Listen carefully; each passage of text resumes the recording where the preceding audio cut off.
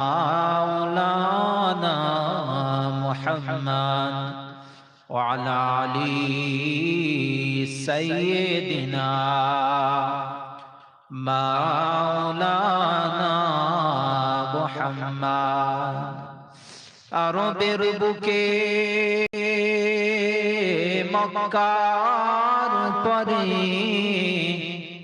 মা আমিনার যেথায় ঘর খোদার করুণা কাউসার হয়ে ঝরছে সেথায় বারংবার আল্লাহুম্মা সাল্লি আলা সাইয়্যিদিনা মাওলানা মুহাম্মদ ওয়া আলা আলি সাইয়্যিদিনা মাওলানা মুহাম্মদ সাল্লাল্লাহু আলাইহি ওয়াসাল্লাম। সমস্ত প্রশংসা সেই মহান আল্লাহ পাক রব্বুল আলামিনের দরবারে,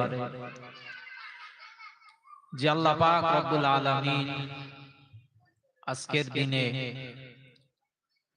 এমন একটা কোরআনের মজলিস কায়েম করিয়ে দিয়েছেন, সেজন্য সেই মহান আল্লাহ পাক রব্বুল আলামিনের দরবারে জানাই লাখো কোটি শুকরিয়া। সকলে বলি আলহামদুলিল্লাহ। প্রিয় হাজিরিন,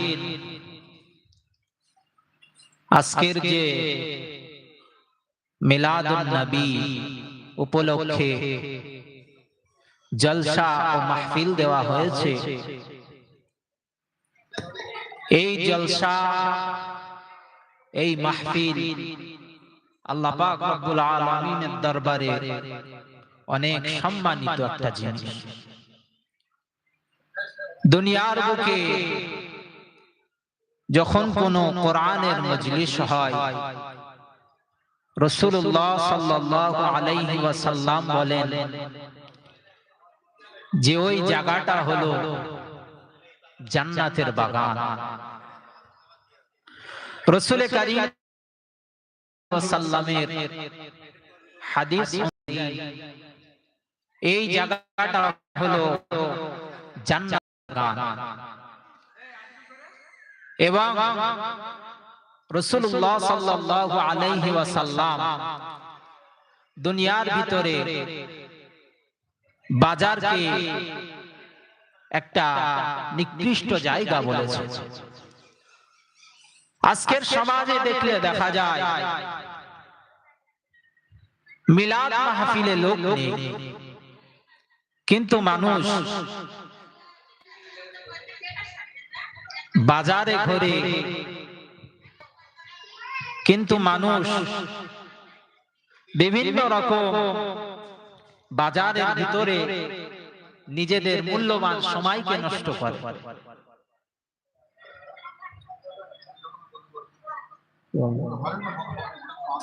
সদান বলে দিয়েছি ওটা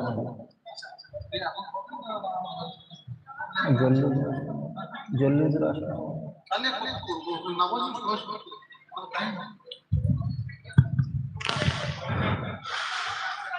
রাসূলুল্লাহ সাল্লাল্লাহু আলাইহি ওয়াসাল্লাম যে জায়গাটাকে জান্নাতের বাগান বলেছে, আমরা এত কপাল পোড়া সেই জান্নাতের বাগানে একটু বসার সুযোগ আমাদের হলো।